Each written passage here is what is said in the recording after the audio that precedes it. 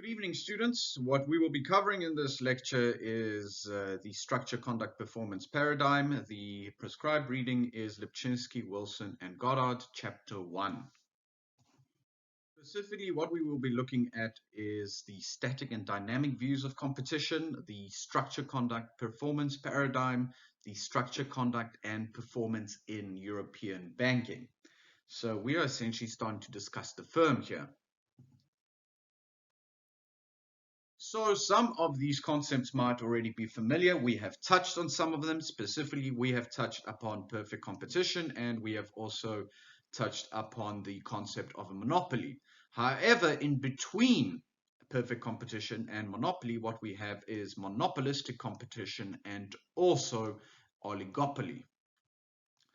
So as we move from perfect competition, which is our extreme case, where we have a very highly competitive market, specifically a perfectly competitive market, or if you want to call it a perfectly competitive industrial structure, to one that is characterized by the dominance of a single firm, a monopoly. And then we have different shades in between. So this is what this diagram shows us. First of all, let us begin with what is perfect competition? What are the characteristics of a perfectly competitive industry? Well, there are 6 main characteristics. First of all, there are large numbers of buyers and sellers, means that no buyer or no seller can dominate the market. So no buyer has power over sellers and no sellers have power over buyers in terms of the prices that they charge. Producers and consumers have perfect information. The products sold by firms are identical. There is no differentiation. Firms act independently of each other and aim to maximize profits. In other words, they do not collude. Firms are free to enter or exit the market, so hence there's no barriers to entering the market. Recall the idea of a natural monopoly. The reason why it can arise is because it's so difficult to enter the market. Well, this is not the case when we talk about perfect competition. Also, firms are price takers. And if these conditions are satisfied, a competitive equilibrium exists in which all firms earn only a normal profit. What are normal profits? Well, normal profits occur when the difference between a company's total revenue and combined explicit and implicit costs are equal to 0. The result is that if firms are not earning so-called normal profits because they are failing to produce at maximum efficiency, what will happen is that a firm will be forced to exit the market. This is an important implication. What this implies is that firms are not competitive and efficient, do not survive in the market. So what perfect competition does is imposes discipline. All surviving firms are forced to produce at efficiency or efficiently as the current state of technology will permit. So only the efficient firms survive and remain in a perfectly competitive market, because firms that are inefficient are forced out of the market. So that is where we see the discipline of perfect competition coming into play. So what is the opposite of perfect competition? Well, it is a monopoly. So there is only one firm that dominates the market, and what it can do is it can influence the market price as a result. So it is a price setter or a price maker. What is the definition of dominance? Well, it is a firm that has 50 to 100% of market share, and it has no close rivals. So note, there can be rivals, but they are not close rivals. So what a monopolist can do is it can exploit its market power by restricting output and raising its price to earn an abnormal profit. And the result is that this will have a damaging implication for consumer welfare. In other words, because of its market share, it can influence the market price by restricting output, and the consequence is the decrease in consumer welfare as a result of that pricing power. Now what we need to do is we need to talk about the in-between cases, and can be attributable to Chamberlain and Robinson, who brought together separate theories of monopoly and perfect competition to formulate a description or a theoretical description of imperfect competition, which can be divided into so-called monopolistic competition and an oligopoly. So under monopolistic competition, what we have is we have a large number of firms. Goods are sold, the goods that are sold are similar, but they are not identical. So this is a differentiation or a difference or a departure from perfect competition that we see there, where goods are identical under perfect competition. And there is an emphasis on non-price as well as price forms of competition.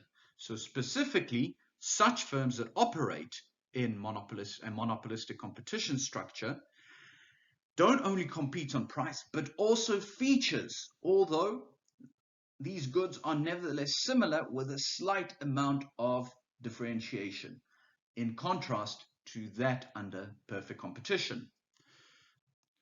Finally, what we have is we have an oligopoly, and it is assumed that an oligopoly is, or an oligopoly structure is represented by a small number of firms operating in a market. So it is a structure where you have more than one firm, but not a great many firms. The issue that arises is that these firms recognize the interdependence. They recognize that changes in price or output by one firm will alter the profits of rival firms, causing them to adjust their own prices and output levels. So an example would be where you have few mobile telecommunications providers in a market. They know that if one drops price, the others may respond, and hence this will impact profits. The issue here is that there is an incentive to collude and not to compete under such a structure. So that incentive does exist, although the forms of competition under oligopoly vary nevertheless. So you may have vigorous price competition, which can lead to substantial losses. So again, that is why collusion may arise in this industry structure. In other words, an oligopoly industry structure.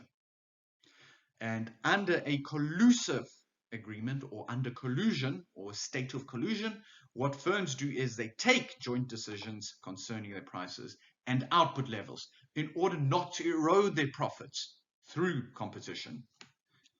Now we return to the topic of this, or one of the central themes of this lecture, that of static versus dynamic views of competition. In neoclassical theory, the firm is seen within the context of a static conception of competition. In other words, the main focus is on so-called long-run equilibrium.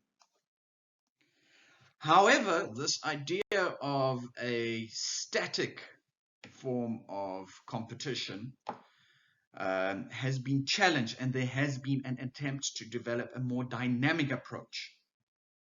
So specifically, one of those attributed with contributing to this is Schumpeter in 1928 and 1942, and he was part of the Austrian school of thought for economics.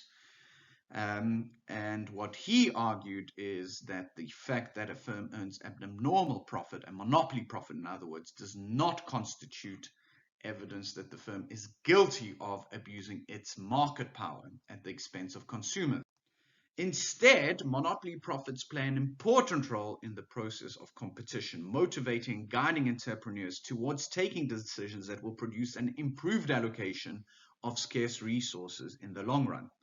So this leads to some very interesting implications.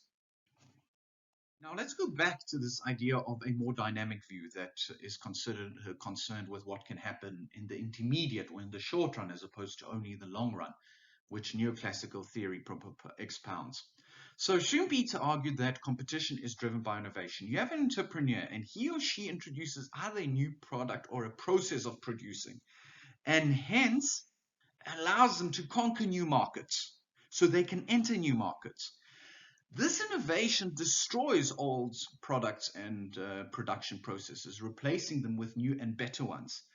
Because the entrepreneur can produce at lower costs, or is more innovative, or is more efficient, the result is that he or she is rewarded with monopoly status and can earn monopoly profits for a period of time.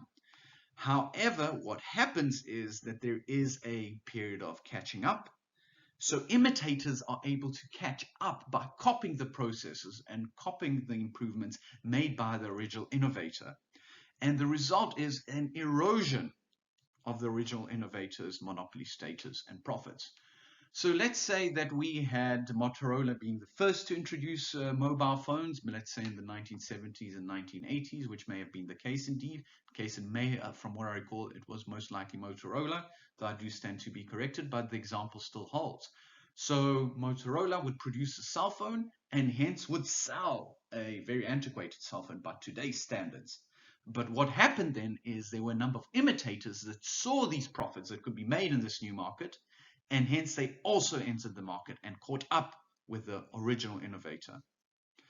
And the result is then that the previous innovation, in this instance Motorola cell phones, become obsolete as innovators enter the market and imitators enter the market and innovate further. So what is the outcome of this dynamic view of competition? Monopoly status is only a temporary phenomenon. It is not one that persists in the long run for a single firm. So it cannot be sustained, or it is not capable of sustaining a stable long-run equilibrium, as is assumed in the neoclassical theory of the firm. So yes, innovators can capture a new market and can have monopoly status, but that monopoly status will not be held by that innovator forever, as imitators enter the market and there are other innovators that begin innovations or innovating and producing new products and better processes that are more efficient and erode those profits of the original innovator. So the static and dynamic theories that we just discussed, that of innovators entering the market, that is a dynamic theory and competing away the monopoly status of another innovator, versus also this idea of a long-run equilibrium in which a monopoly may exist. These are theories. In other words, there are propositions that propose or are expounded or suggested to explain certain observations. Well, there is a counterpart to this, and this is an empirical counterpart. And this field has become known as industrial organization. So empirical analysis doesn't look at theories or just propose theories. Instead, what it does is it bases propositions on what is actually observed. So what we now move to is this idea of a structure, conduct, performance paradigm. And this concentrates on empirical rather than theoretical analysis. So what is it that we observe as opposed to what is it the theory or some proposition that suggests should happen? And a central tenet of this approach is that the structure of a market influences the conduct of the firms operating the market, which in turn influences the performance of those firms. So that is why we have this idea of structure influencing conduct, influencing the performance of firms. And hence that leads us to the structure, conduct, performance paradigm. Let us take a closer look. So for example, we have some kind of supply conditions, and these will be related to technology and cost structures, factor markets, in other words, inputs such as labor, capital, land, whatever is required in the production process, the organizational structure, and where a firm might operate.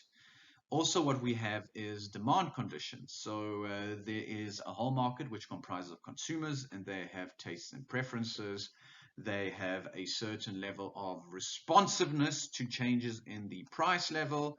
They also consider the availability of substitutes. In other words, they can purchase other goods that are substitutes for the ones they originally wanted to purchase, and also different methods of purchase. This feeds into the structure of an industry and determines the number, size, the distribution of buyers and sellers, the entry and exit conditions, product differentiation, vertical integration, and diversification. That in turn, in other words, the number and size, for example, will impact business objectives, pricing policies. Let's use the example of an oligopoly here. So if we have very few firms in a market, they may have an incentive to act as a collusive oligopoly. In other words, they will collude and they will not compete on prices. And this touches on pricing policies. Of course, in the absence of competition, they are able to maintain profitability. Furthermore, by choosing not to compete, in other words, having that pricing policy, they ensure that their profits are not eroded. Imagine that these few firms will now start dropping their prices each. Each other firm in the market and the oligopoly structure would then react to these decreases in price. And the result is that all would lose profitability, although they might gain market share. So that is where you see these linkages coming into play. Of course, what also impacts structure, conduct, and performance are government policies. So, for example, policies that prevent collusion, regulation, taxation and subsidies, employment policies, wage and price controls, and a whole host of other factors. So what we can also have is then feedback mechanisms. So for example, a firm may be growing, but that requires advertising and marketing. It may also require research and development, which results in diversification. So there are two-way links and multiple feedback mechanisms that arise in the structure, conduct, performance paradigm. Furthermore, the structure, conduct, and performance can also influence technological progress. So for example, if we have a relatively competitive market, there may be a lot of innovation. That innovation leads to technological progress. Again, this will then have an impact on supply conditions. For example, different technologies that are used for producing.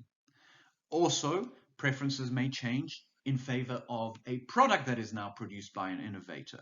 So again, you see these linkages and these feedback mechanisms in this diagram. Now we need to talk about the short run. We need to bring into play this idea of the short run. Well, what is the structural context in the short run? The context is that structural characteristics tend to change relatively slowly. So an industrial structure may not be able to change rapidly because some aspects are fixed in the short term. So what are some of these structural characteristics or variables that may be fixed in the short run? First of all, it is the number and the size distribution of buyers and sellers. This is an important determinant of market power. So if we have few sellers that are large or have large market share, they may have market power. Alternatively, you have many sellers, but a single buyer. The buyer then has market power. The buyer can negotiate prices and force prices down. So for example, the consumer goods industry, let's say such as firms that produce food, shirts and shoes, there are a large number of small atomistic buyers. In other words, individuals usually, or small shops, depending who they are buying from. So here what we worry about or what we focus on is on the number and distribution of these sellers. Seller concentration is typically measured using data on the share of total industry sales, assets, or employment accounted for by the largest firms in the industry.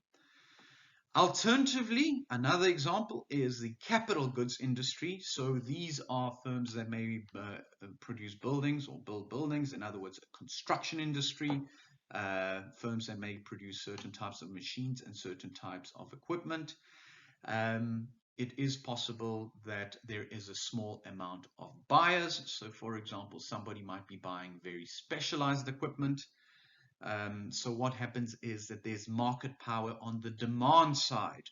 In other words, if there are few buyers, they can dictate prices or try to influence prices that the sellers are willing to sell at. So buyers may exercise discretion over prices that they pay. So to summarize, what we may have is we may have sellers who may have control of prices. They may set prices or they may not. This is especially the case when there are a lot of sellers. But this is not the case when we have few players in a specific market that do have the ability to set prices, because you don't really have many alternatives, unlike the case with a market that is highly atomistic. And then also, to add to the summary, you may have buyers that do have market power and they can determine prices because they are so large and such a big player or big purchaser or of a given type of equipment or service. Next, when talking about structural characteristics or structural variables, what we also need to think about is entry and exit conditions. Now, what are these? Well, we have barriers to entry, first of all. So this is anything that places a potential entrant at a competitive disadvantage relative to an incumbent firm. And this is when you may have a few large players in a market, a few large sellers, because other competitors or other potential competitors cannot enter the market due to barriers to entry. So what arises here is this relative, or the issue of a relative ease or difficulty that firms may experience when entering an industry. If entry is difficult, the incumbents are sheltered from outside competition because competitors cannot, specifically potential competitors, cannot easily enter that market. So how may these entry barriers arrive? Well, they may arise from the basic characteristics of a product or production technology and also cost structure. So for example, a very specialized type of product that requires very high levels of technology in the production process that is not easy to, for example, imitate. That will make it a lot more difficult to enter a market and compete with incumbents. Or other examples are cost structures. So for example, some costs are very high and anyone that wants to enter the market will have to make a very large outlay without a guarantee of a return. So hence there is no incentive, or there is a disincentive to entering the market. What can also happen is that you may have incumbents taking deliberate actions to discourage or prevent entry, such as merging with potential competitors, so they are no longer competitors. And this is something that Microsoft was accused of back in the day. Then we move on to the idea of product differentiation. So what this refers to is the characteristics of a product. The question that we ask ourselves is how similar is each firm's product to those of rival firms? And to what extent is each firm's product unique? And the reason why product differentiation can potentially change industry structure or the structure characteristics of a specific market, is because a change in the product itself may result or may impact the share of that firm, of the market share of that firm, and specifically the share of total market demand. Why? So let's say I already operate in a specific market, and what happens is I introduce a very innovative product. Well, everyone starts buying my product. So the market share then changes. So what we see is me as a firm, because of my product, gaining market share, whereas other firms that are in the market now start losing market share. Then what we have is vertical integration and diversification. So what is vertical integration? This refers to the extent to which a firm is involved in different stages of the same production process. So some firms might buy components and factors that are used in producing specific products from other firms that are completely independent. But what will happen is that if we have vertical integration, the supplier will be owned by a given company, and the consumer of those inputs will be owned by the same company. So the company produces inputs for other products that it produces. So it owns both the supply side and the demand side for those inputs. The extent to which a firm is vertically integrated or alternatively diversified, where diversified firms produce a variety of goods and services for several distinct markets, is likely to have implications for conduct or performance. Vertical integration to some extent does make sense because there's greater certainty in obtaining supplies of raw materials or guaranteed distribution outlets. So for example, I might own a textile producing business that is then used in the production of clothes, which I also own, and then also I might own the outlets that distribute these clothes. So again, what we are seeing is vertical integration in this instance. And the benefit is that of somewhat greater uncertainty because you control the process. Then, in terms of diversified firms, because diversified firms produce numerous products and services for several distinct markets, so these markets may also be geographical. So, for example, you might have a firm that will produce toothpaste and will also produce toothbrushes, but then will also produce tires, as an example. So it produces different products aimed at different markets in this instance. The idea here is, or the benefit here is that diversified firms are less exposed to risk than their non-diversified counterparts. Think about it this way. So if a company owns toothpaste and toothbrush production, or produces toothpaste and toothbrush and also tires, it will still stay in business, or at least will not suffer as much if its tire producing business collapses. This is in contrast to if it was only producing, let's say, toothpaste and the toothpaste market collapsed, as an example, that is. And the reason why diversification then is beneficial, following from that example, is because losses realized in one market can be offset by profits earned elsewhere. Then what we need to talk about is we need to talk about conduct. So what is it that influences conduct? So we go from structure to conduct to performance. And we are now at the conduct stage within the structure, conduct, performance paradigm. So first of all, business objectives. What objectives is the business pursuing? So the objectives that the firm pursues often derive from structural characteristics of the industry, in particular the firm size distribution. The neoclassical theory is that firms are driven by the need to maximize profit. In other words, we assume a profit maximization motive. That is the objective of a firm. However, there are also other theories such as managerial theories, and what they suggest is that businesses, or the objectives of a business, are the maximization of non-profit objectives such as sales, revenue, growth, or managerial utility. Turning to managerial utility, the hypothesis here is that profit maximization would not be the objective of managers of a joint stock organization. And this theory goes on to assume that utility maximization is a manager's sole objective. So what managers are trying to do is they're trying to maximize their own utility, their own levels of satisfaction. This may be linked to profit maximization, and it also may be not. So hence, this is why managerial theories, and specifically that of managerial utility, differs from the neoclassical theory. So for example, what managers might do is they might seek to build empires by acquiring additional businesses and expanding a current business, even if it is not in the interest of shareholders. So then what we arrive at is a principal-agent problem. In other words, managers are not representing the principal, who is the shareholder, where the managers are the agents and are meant to act in the interest of shareholders. Next, we need to talk about conduct relating to pricing policies. In other words, how does a firm set its prices? This is a matter of conduct, not just structure.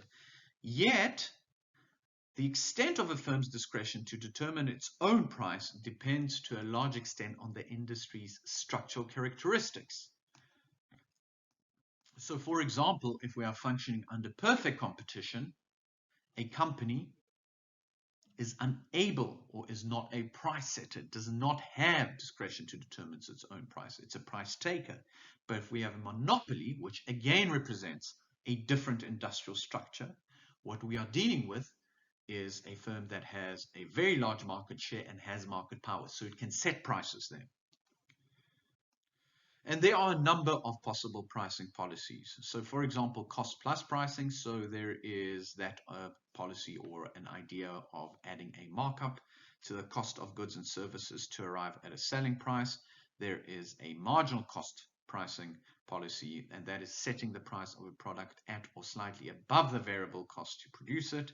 There's entry deterring pricing. So for example, products are sold by a supplier at a price low enough to make it unprofitable for other players to enter the market.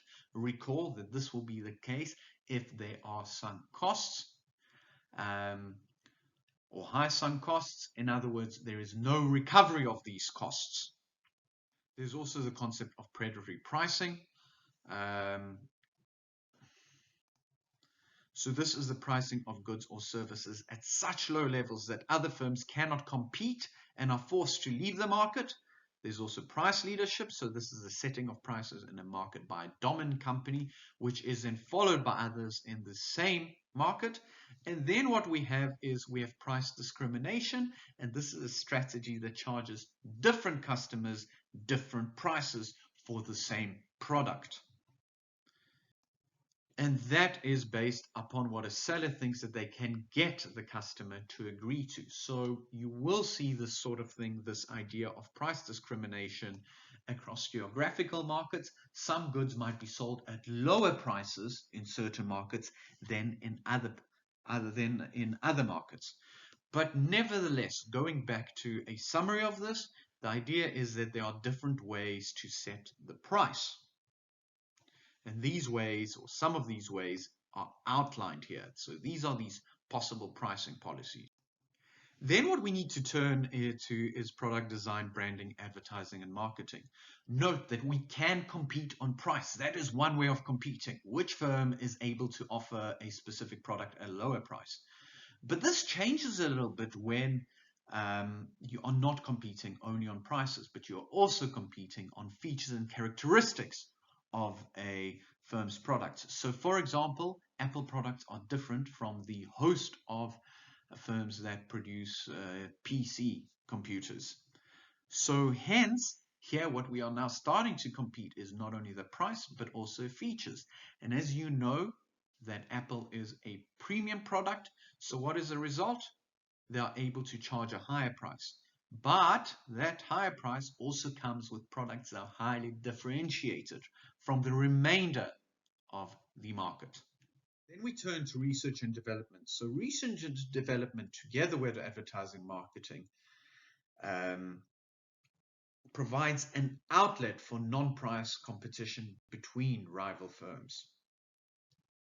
So what may also happen is through research and development, certain firms might develop better production processes. And hence, what happens is they are able to produce at lower cost. The result is if the price does not change, what happens is then profits are higher because costs are now lower. And then what we also have is collusive conduct. So what firms might want to do is they might choose not to compete. So they collude with one another, and what they do is they reach decisions that they will not compete on the basis of price or output levels, advertising, or research and development budgets.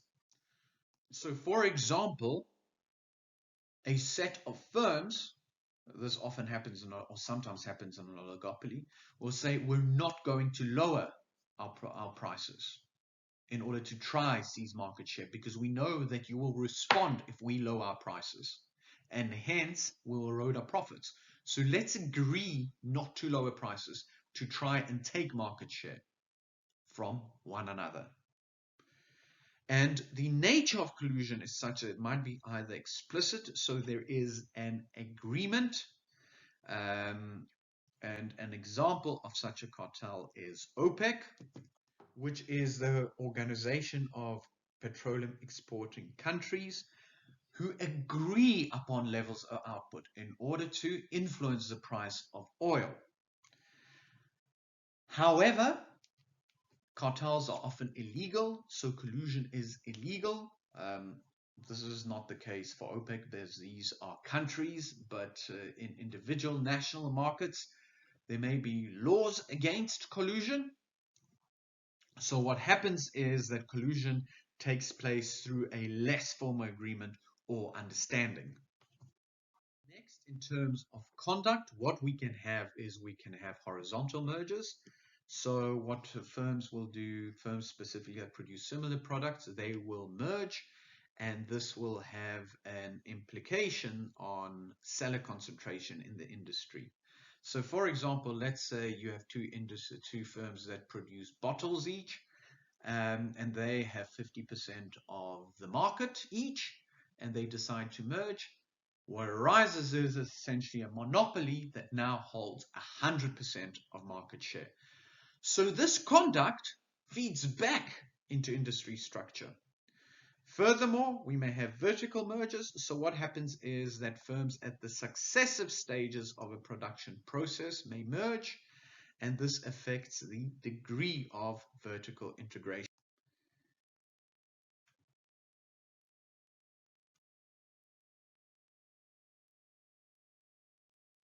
Now let's talk about the final component of the structured conduct performance paradigm. In other words, performance. So what are the indicators of firm performance? Well, first of all, profitability. And the assumption of neoclassical theory is that high or abnormal profits are the result of the abuse of market power by incumbent firms. However, another school of thought is that abnormal profits may be a consequence of cost advantages or superior productive efficiency on the part of certain firms, which have been able to achieve monopoly status by cutting price and driving rivals out of business. So if you are able to produce something a lot cheaper than your competitors, you are able to sell it at a much lower price. If you can sell it at a much lower price, your rivals cannot compete because they are no longer profitable. You erode their profits, and you can sell it at a price that may even be lower than the costs, and hence they have to exit the market. So you achieve monopoly status. Looking at the Schumpeterian or Austrian views, abnormal profit is a reward for successful past innovation or the exercise of superior foresight of awareness by entrepreneur. Again, this comes back to innovation. So an innovator is able to capture monopoly profits or abnormal profits for a short period of time due to successful innovation. So that differs from the neoclassical theory, which proposes that abnormal profits are the result of the abuse of market power. Finally, profitability also influences the market structure, as it has implications for the number and size and distribution of sellers. So for example, if you have an industry that is highly profitable, there's an incentive for other producers to enter. So hence, that is how you see, or how you can see that feedback mechanism where profitability can result in the entry of competitors and hence an increasing number of sellers operating in a specific market. Thus, we move closer to the situation of perfect competition, although we will not achieve or unlikely to achieve perfect competition, which is more of a theoretical construct. So profitability is one measure of performance. Another measure of performance is growth. And profitability specifically may be less relevant for a firm that pursues other objectives such as sales or managerial utility. So we can also look at the growth of sales of assets and of employment as an useful indicator or alternative indicator of performance, the performance of a firm. Then what we can also is look at the quality of products and services offered by a specific firm. These might be considered as an important performance indicator by individual consumers or consumer groups, regulators, or government. And then also technological progress, which is the consequence of the level of research and development. So is a firm an innovator in a specific market? And what is the pace of that innovation, which is obviously linked to technological progress? So that is another indicator. So it is not only a matter of looking at profits, we can also look at growth, which has a number of aspects. We can look at the quality of products and the service, and we can also look at technological progress and innovation by a specific firm. What is important about technological progress is that it has a feedback effect. Why? Because technological progress leads to the production of new products. And what happens is that consumer preferences change in favor of these products. So that is where we see a feedback effect of performance on the demand side of the equation. What we can also look at is productive and allocative efficiency to measure performance. So what productive efficiency refers to is the extent to which a firm achieves the maximum technologically feasible output. So recall, this is from some of the earlier chapters that we started in this module. What we can also look at is allocative efficiency, which refers to whether social welfare is maximized at the market equilibrium. And of course, both can be regarded as important performance indicators. So again, we move away from only looking at profit. Thus far, we focused on the role of firms in the structure, conduct, and performance paradigm. But what about government? Well, government policy can impact structure, conduct, and performance. An example in favor of government intervention is when we have a firm that is able to abuse market power by restricting output and hence raising prices. So what we are seeing here is a lack of competition. So what government can do through regulation is it can promote competition and prevent abuses of market power. An example would be the prevention of a merger. So, for example, competition might be promoted by preventing a horizontal merger involving two large firms from taking place, or requiring the breakup of a large incumbent producers into two or more smaller firms. Again, going back to an example of a bottle producer. So let's say we have two bottle producers. One controls 50% of the market, the other one controls the other 50% of the market. In other words, they both supply 50% of bottles to the market. If they merge, essentially what we have now is a monopoly. The idea here is that government can prevent this by prohibiting a merger. Another way of intervening by government is to regulate prices. So what a regulator can do is it can impose price controls and thus prevent a firm with market power from setting a profit-maximizing monopoly price. An example would be South Africa's Eskom, which is the only which is the only electricity provider in South Africa, and it is a state-owned electricity provider. There is a regulator called the National Energy Regulator of South Africa, which approves any price increases for electricity.